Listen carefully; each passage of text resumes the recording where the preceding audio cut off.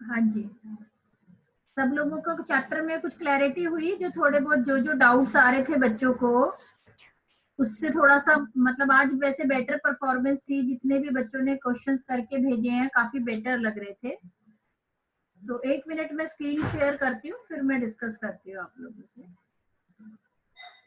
हाँ जी, accounting equation. अब मुझे बताओ कौन कौन बच्चा ऐसा है जिसको ऐसा लग रहा है कि अभी भी चैप्टर में थोड़ा डाउट है? थोड़ा हैंड रेज करेंगे, या सबके ठीक ठीक निकल रहे हैं क्वेश्चंस? मतलब कुछ परफेक्शन हुई चैप्टर में या अभी डाउट्स हैं?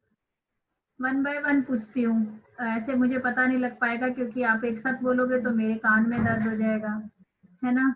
चलो, प्रगति अच्छी तरह से क्लियर हो गया चैप्टर? यस।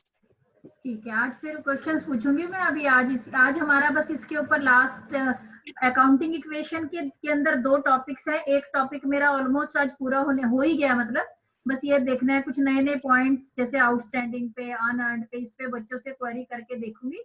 अगर सारा सेटिस्फैक्टरी रिजल्ट होता है तो कल से नया टॉपिक, या आज भी हो सकेगा तो आज नया टॉपिक स्टार्ट करा दूंगी। तो ये चैप्टर फिर 1 या 2 दिन में पूरा होने वाला है। ठीक है, तो आपका कोई डाउट नहीं है। तिया बेटा आपका,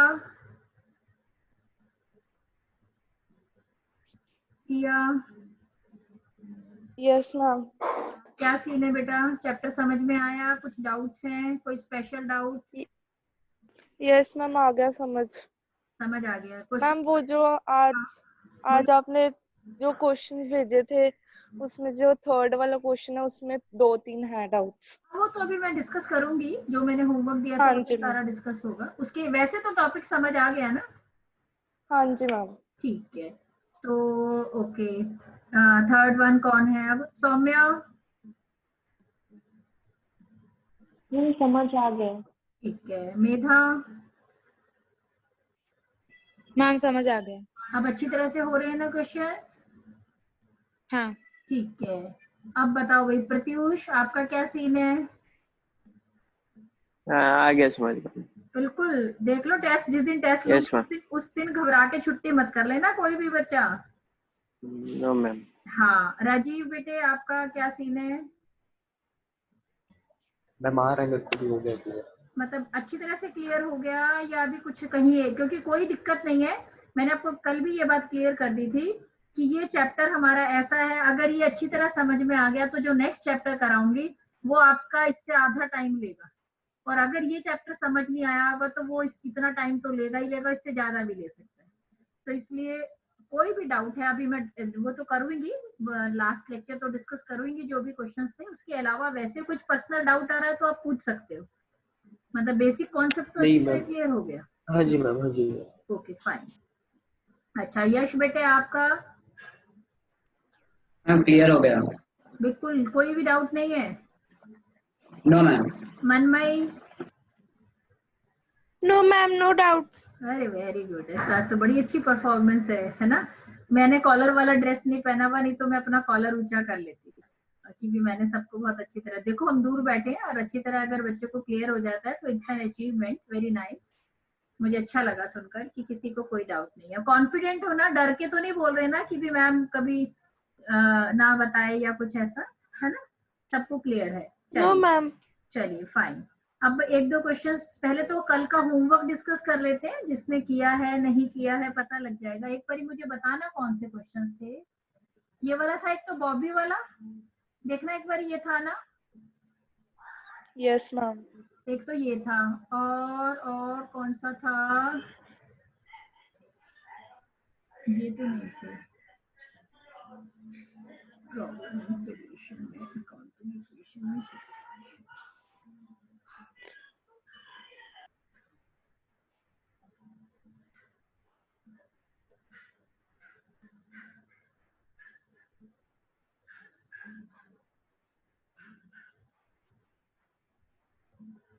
कहाँ चले गए क्वेश्चंस?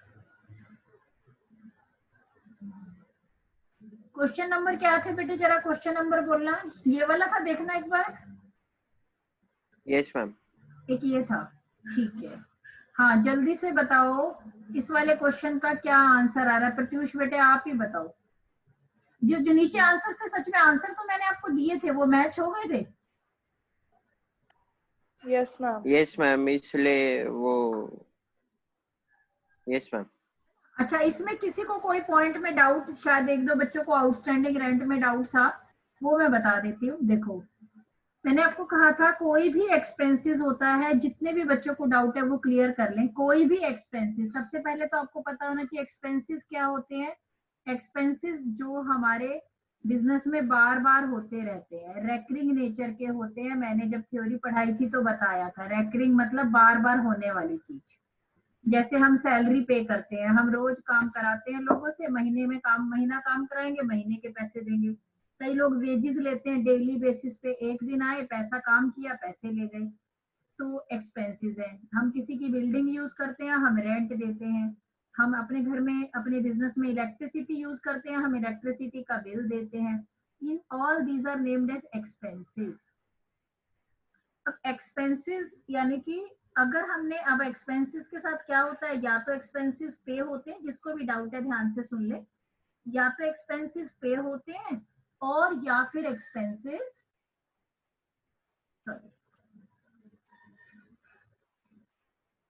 या तो एक्सपेंसेस पेड होते हैं और या आउटस्टैंडिंग होते हैं। जैसे दो वर्ड लिखे होंगे, सैलरी की बात करते हैं, जैसे one of the expenses salary, या तो सैलरी पेड लिखा होगा और या सैलरी आउटस्टैंडिंग लिखा होगा। अगर उसने सैलरी पेड लिखा है तो इसका मतलब है कैश चला गया एक्सपेंसेस की फॉर्म में, तो एक तरफ से कैश माइनस हो गया, और एक्सपेंसेस हमारे प्रॉफिट को कम करता है, तो ये लॉस होता है। लॉस मतलब कैपिटल कम हो गई। सैलरी अगर आउटस्टैंडिंग कहा है तो इसका मतलब है हमने किसी से काम तो करा लिया, पर जब पैसे देने हैं आज नहीं दिए, 2-4 दिन बाद दे देंगे, तो काम करा लिया तो एक्सपेंस तो बुक हो गया, यानी कि कैपिटल तो कम हो गई। तो पेमेंट करी नहीं है तो कैश पर कोई इफेक्ट नहीं पड़ेगा, बल्कि एक लायबिलिटी जनरेट हो जाएगी। उस लायबिलिटी का नाम होगा आउटस्टैंडिंग सैलरी, उसमें जाके प्लस हो जाएगा। किसी बच्चे को डाउट हो तो कोई पॉइंट पूछना है तो पूछ सकते हो कि भी मैम ये बात समझ नहीं आई।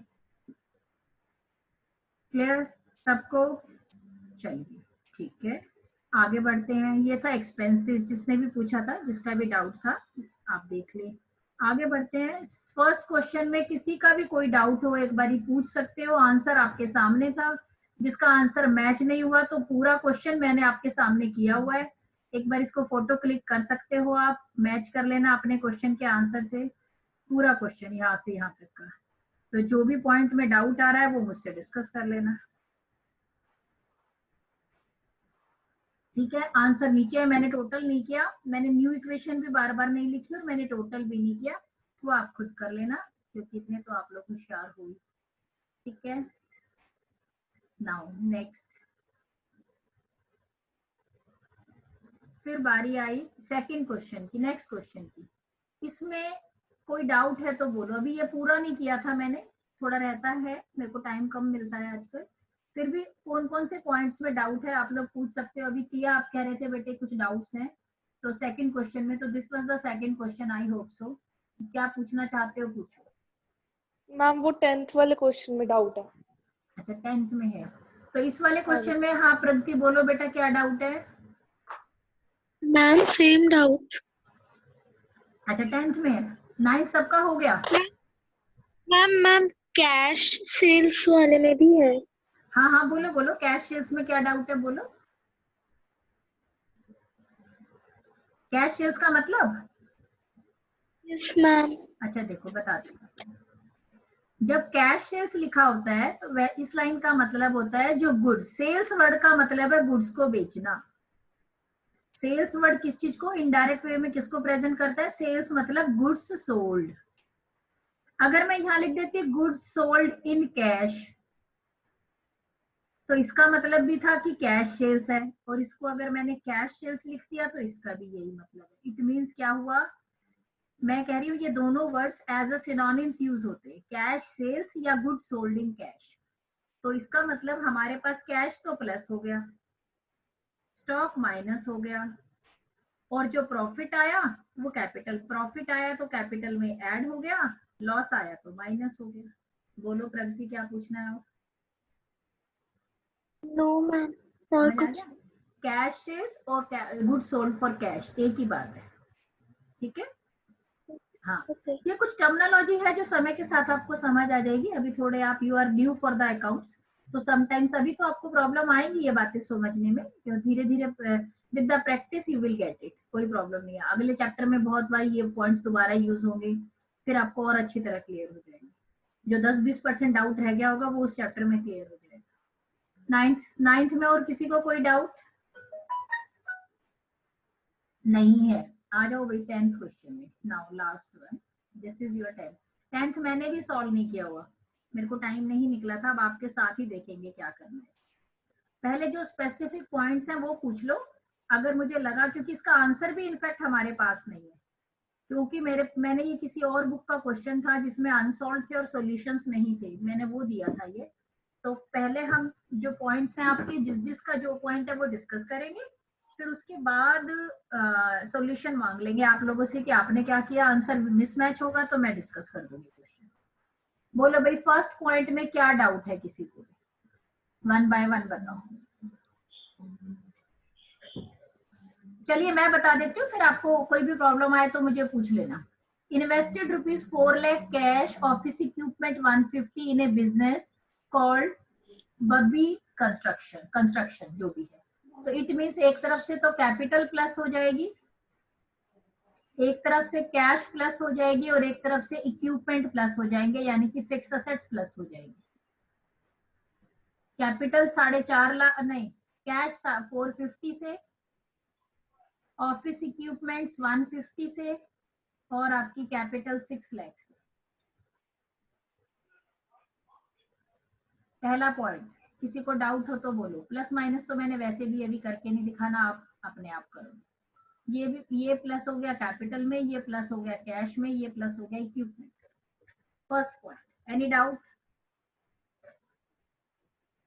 No. Second point, purchase ma'am land. 40,000 है, 45,000 नहीं है मैम, 45 मैम 4,50,000 नहीं है बच्चे अच्छा, आप ये कहना चाह रहे हो ये 4 लाख है? अच्छा ये यस मैम, थोड़ा कंफ्यूज हाँ हो मैं गई समझ थी। गई। ओके ठीक है। हाँ 4 लाख है, सही है। वो अमाउंट गलत लिख दिया ना, मीनिंग तो सही समझा दिया था, है ना? अमाउंट तो आप मेरा कौन सा देखते हो कि मैंने क्या लिखा है। चलिए अभी ठीक करती हूँ बेटा। 4 लाख, तो ये हो गया 550। Okay fine.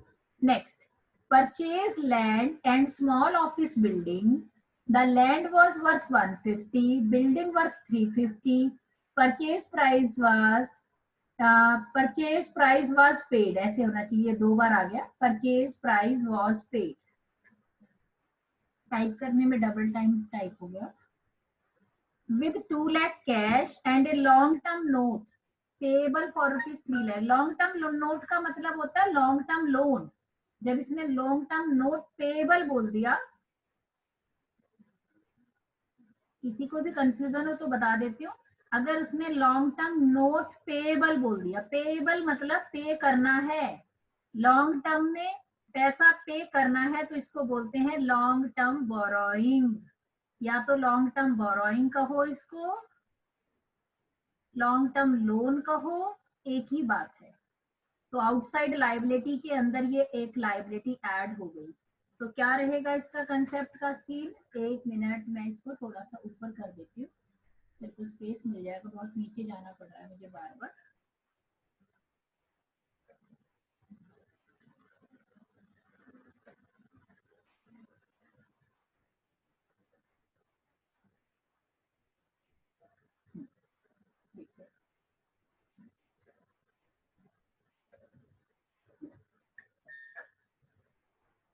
आपका ये वाला पॉइंट आई थिंक सो सबको क्लियर हो गया। कैश कितने से बढ़ी, कैपिटल कितने से बढ़ी, और इक्विपमेंट कितने से बढ़े, सबको समझ आ गया।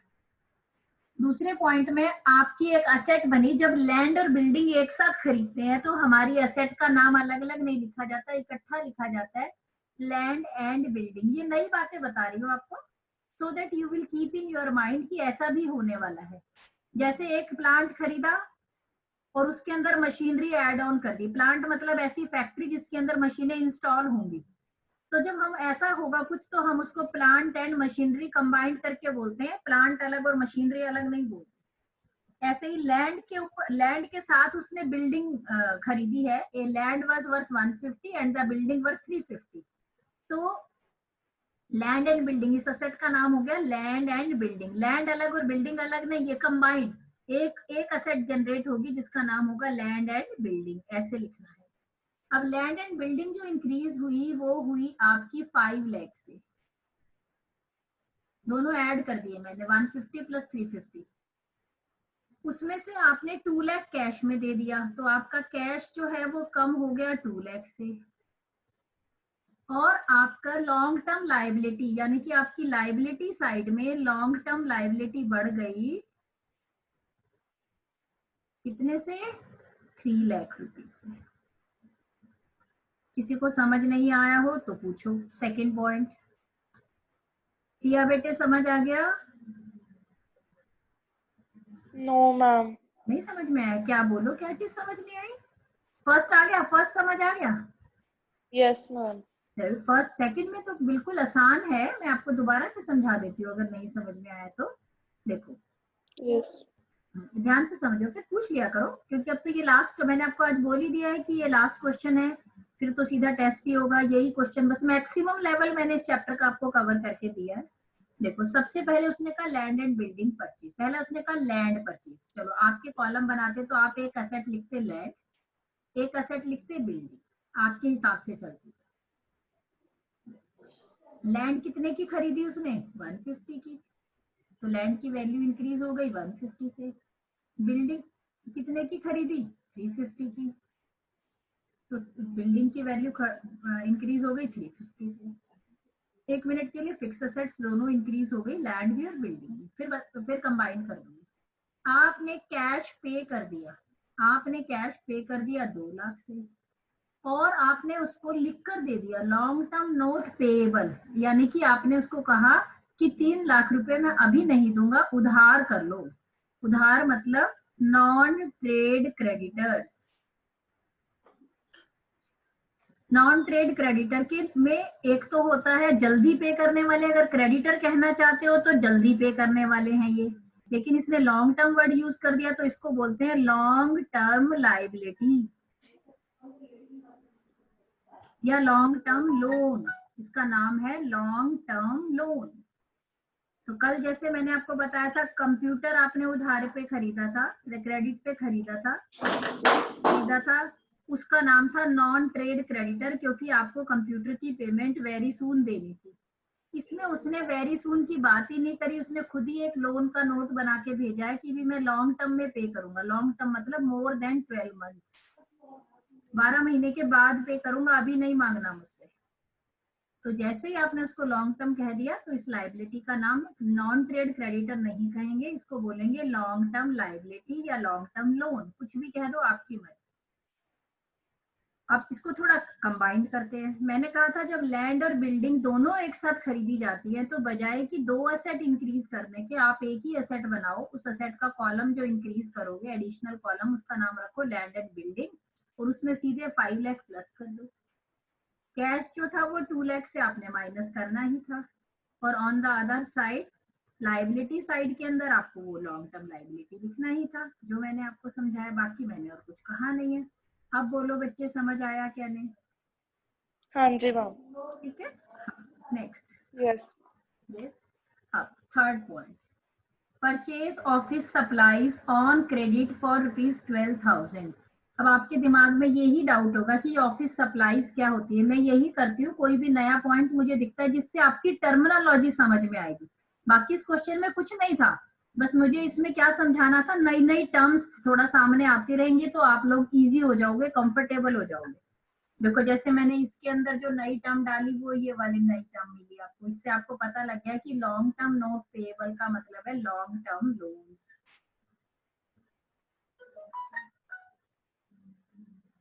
अब मैं यहाँ बात कर रही हूँ purchase office supplies on credit for ₹12,000। Office supplies किसको कहते हैं? कोई बता सकता है? एनीवन? प्रत्युष?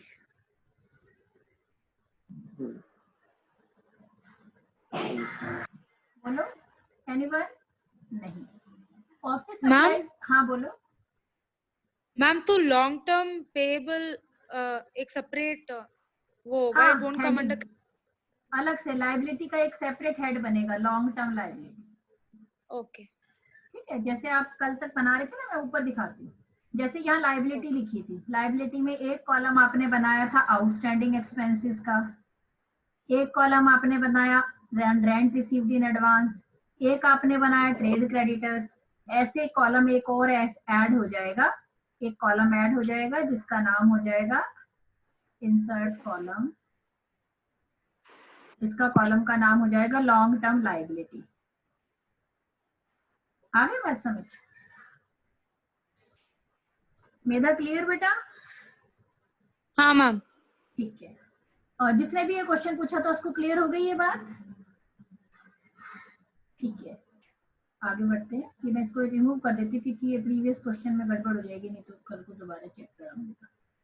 हाँ जी, नेक्स्ट। अब मैं आपसे पूछना चाह रही थी, जिससे भी मेरा क्वेश्चन था कि ऑफिस सप्लाईज क्या होती है। Anyone can tell me what is office supplies? चलिए, है मैम कोई? कुछ भी हो सकता है मैम, जैसे कि मैम क्या कहते हैं मैम, पेन आ जाते हैं मैम, उनकी फाइल्स आती हैं। प्रिंटिंग एंड स्टेशनरी बोलते हैं इसको। इस एक्सपेंस का नाम क्या होता है? मुझे इस नाम को डिफाइन करना था आपको। पेन खरीदे, पेंसिल खरीदी, पेपर खरीदा, इंक खरीदी, ये सब चीजें आप ऑफिस सप्लाईज में काउंट करोगे, ऑफिस के अंदर यूज होने वाला सामान। अब इसको नाम क्या दे? बिजनेस में इसको क्या नाम दे? एक पेन खरीद रहे हैं तो क्या पेन की अलग एंट्री करेंगे? पेंसिल खरीद रहे हैं तो पेंसिल की अलग एंट्री करेंगे? या इसको ऑफिस सप्लाईज कहेंगे? नहीं, ना इसको ऑफिस सप्लाई कहेंगे, ना पेन कहेंगे, ना पेंसिल कहेंगे। इस अकाउंट का नाम होगा प्रिंटिंग एंड स्टेशनरी। अब printing and stationery accounting equation में क्या असेट मानी जाती है या लाइब? हमें पता है हमारा अकाउंटिंग इक्वेशन किस किस चीज में डील करता है, एक तो असेट, एक लायबिलिटी। असेट मतलब फिक्स असेट्स, असेट मतलब करंट असेट्स, लायबिलिटीज मतलब इंटरनल लायबिलिटीज, लायबिलिटी मतलब एक्सटर्नल लायबिलिटीज। आपको पता है, बस हम इतना ही डील करते हैं। जब आप फिक्स असेट्स की बात करते हो तो यानी कि आप लैंड की बातें करते हो, आप बिल्डिंग की बातें करते हो। मैं क्रक्स कर रही हूँ चैप्टर का, ताकि आपको कोई भी डाउट आए तो इसी में ढूंढो आप कहीं ना कहीं उस डाउट को, उस पॉइंट को आप यही ढूंढो। आपकी अकाउंटिंग इक्वेशन का क्रक्स है जो मैं आज बता रही हूँ, यही क्रक्स था, यही स्टार्टिंग है। अब आपको जल्दी समझ आना चाहिए। हमें पता है our accounting equation start with the concept asset is equal to liability. Asset means fixed assets, asset means current assets, liability mean internal liability, liability mean external liability। अब हम कहते हैं external liability क्या होती है? Creditors, outstanding expenses, long term liabilities और अब तो पूरा चैप्टर पढ़ ही लिया, इसलिए ये सारे नाम मैं एक साथ लिख सकती हूँ। पहले लिखती तो आपको याद नहीं रहते। Creditors, outstanding expenses, long term liabilities या अनअर्न्ड इनकम। यानी कि एक्सटर्नल लायबिलिटी में मोस्ट ऑफ द टाइम, या फिर एक कॉलम और बन जाता है नॉन ट्रेड क्रेडिटर्स।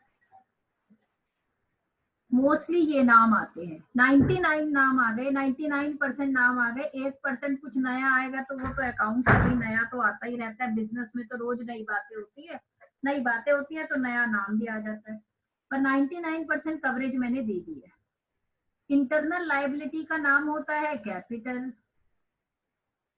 आपको पता है कैपिटल को कई बार वो हम लोग नाम देंगे ऑनर इक्विटी का। अगर वो क्वेश्चन में ऑनर इक्विटी कहे तो कंफ्यूज मत होना, कैपिटल और ऑनर इक्विटी एक ही बात है। अब आपको पता है कैपिटल और ऑनर इक्विटी में किस वजह से चेंज आता है? प्रॉफिट होंगे तो इसमें चेंज आएगा, लॉस होंगे तो इसमें चेंज आएगा, ड्रॉइंग्स होंगे तो इसमें चेंज आएगा, और एडिशनल कैपिटल डाली जाएगी तो इसमें चेंज आएगा। आपको अच्छी तरह पता है ये बात। अब जो प्रॉफिट और लॉस के साथ साथ हमने बात की, अगर कोई एक्सपेंसेस होगा तो इसमें चेंज आएगा, और अगर इसमें कोई इनकम होगी तो भी इसमें चेंज आएगा। यानी कि कैपिटल वर्ड को समझने के लिए हमारे को ये सारे नाम पता होना चाहिए। प्रॉफिट कैसे निकलते हैं, लॉस कैसे निकलते हैं, ड्राइंग्स किसको कहते हैं, एडिशनल कैपिटल किसको कहते हैं, एक्सपेंसेस किसको कहते हैं, इनकम किसको कहते हैं। और ये पूरा चार्ट मैंने आपको दे रखा है। जब मैंने बेसिक टर्म्स कराई थी तो उसमें मैंने बार बार आपसे पूछा था एक्सपेंसेस कौन से, इनकम कौन सी, ड्राइंग्स किसको कहते हैं, लॉस किसको, प्रॉफिट किसको, इसलिए अब डाउट नहीं आना चाहिए। तो ये सब चीजों से आपकी कैपिटल इफेक्ट होती है। बस फिक्स असेट्स सबको पता ही है, मुझे बार बार बताने की जरूरत नहीं है। Tangible assets, intangible assets, current assets तो हमने यहाँ ले ली। फिक्स असेट्स आपकी टेंजिबल भी होती है, इंटेंजिबल भी होती है। इसके अंदर इन्वेस्टमेंट्स भी कवर होती हैं। करंट असेट्स के अंदर आपका स्टॉक आता है, कैश आता है which can be converted with in 12 months into cash, debtors आते हैं, प्रीपेड एक्सपेंसेस आते हैं, एक्रूड इनकम आती है। अब इससे ज्यादा से ज्यादा मैंने यूज कर दी है, बाकी कोई नाम नया आएगा देख लेंगे। अब मैंने ये सब बातें एक साथ क्यों समझाई आपको, क्योंकि मुझे आपको ये पूछना था कि ये जो प्रिंटिंग एंड स्टेशनरी, मैंने ये कहा कि ऑफिस सप्लाईज का दूसरा नाम है, हम ऑफिस सप्लाईज वर्ड यूज नहीं करेंगे, इसका दूसरा नाम है प्रिंटिंग एंड स्टेशनरी। अकाउंट का नाम रहेगा, इस इफेक्ट का नाम रहेगा कि हमने क्या खरीदा, प्रिंटिंग एंड स्टेशनरी, यानी कि प्रिंट करने के लिए पेपर खरीदे होंगे, पेन खरीदा होगा, पेंसिल खरीदी होगी, कैटरेज खरीदी होगी, वगैरह वगैरह। अब ये इसका नाम क्या है, क्या इसको फिक्स असेट्स कैटेगरी में डालूं, इसको करंट असेट्स कैटेगरी में डालूं, इसको एक्सटर्नल लायबिलिटीज में डालें, इसको हम कैपिटल कहें, इसको ऑनर इक्विटी कहें, प्रॉफिट कहें, लॉस कहें, ड्राइंग्स कहें, एक्सपेंसेस कहें या इनकम कहें। जब तक आपको ये डिफरेंस करना नहीं आएगा, सबसे ज्यादा गलती बच्चे करते हैं इसमें।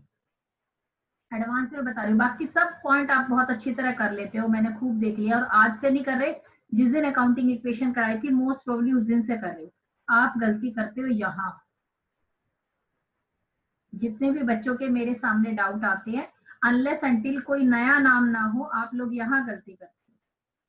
तो आपके लिए ये बहुत जरूरी है किसी भी नाम को अंडरस्टैंड करना। जैसे मैंने कहा ऑफिस सप्लाई, ऑफिस सप्लाई मतलब प्रिंटिंग एंड स्टेशनरी। अब प्रिंटिंग एंड स्टेशनरी में आपने जो सामान खरीदा है वो आप अपने बिजनेस में सेल करने के लिए तो खरीद नहीं रहे, पहली बात। अगर सेल करने के लिए नहीं खरीद रहे तो स्टॉक तो ये है नहीं, तो इट मीन्स करंट एसेट्स में तो ये आएगा नहीं।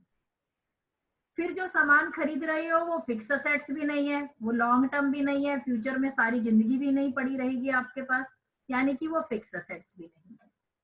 तो जब वो फिक्स असेट्स भी नहीं है, करंट असेट्स भी नहीं है, तो वो क्या है, एक्सपेंसेस। तो प्रिंटिंग एंड स्टेशनरी हमारा क्या होता है, एक्सपेंसेस, जिसका बेनिफिट जितने दिन रखे रहोगे उतने दिन, जब तक यूज नहीं होती तब तक आपके पास पड़ी रहेगी। रोज एक पेन निकाल लिया, पेंसिल निकाल ली, पेपर निकाल लिया, खत्म हो गए, फिर खरीद लाए, बेचोगे तो सही नहीं आप इसको, तो इट इज व्हाट, एक्सपेंसेस। तो एक्सपेंसेस आपकी कैपिटल को कम कर देगा।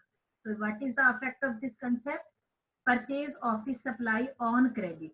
तो क्रेडिट पे खरीदा है, तो क्रेडिट पे अगर कोई भी एक्सपेंसेस होते हैं तो उसको बोलते हैं आउटस्टैंडिंग एक्सपेंसेस। अब देखो ये यही वर्ड है, इसको मैं आराम से कह देती कि आउटस्टैंडिंग प्रिंटिंग एंड स्टेशनरी, तो सब फटाफट कर लेते, सब बच्चे कर लेते, सब कहते हैं मैडम एक्सपेंसेस आउटस्टैंडिंग है। लेकिन उसको, उसी टर्म को चेंज करके मैंने इस क्वेश्चन में डाल दिया कि भी ताकि आप थोड़े कंफ्यूज हो जाओ और आपको नए वर्ड से मैं अवेयर करा दूं। परचेज ऑफिस सप्लाई, मैंने कहा ऑफिस सप्लाई का मतलब हो गया प्रिंटिंग का, प्रिंटिंग एंड स्टेशनरी, पहली बात, ये नई बात बताई।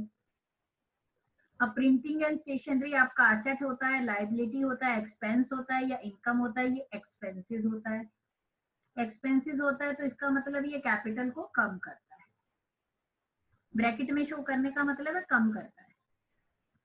अब बात आती है ये कैश में पे करा है हमने या क्रेडिट पर, क्रेडिट पर। तो अगर कोई भी एक्सपेंसेस हम क्रेडिट पर रखते हैं तो उसको कहते हैं स्टिल पेएबल, यानी कि आउटस्टैंडिंग एक्सपेंसेस।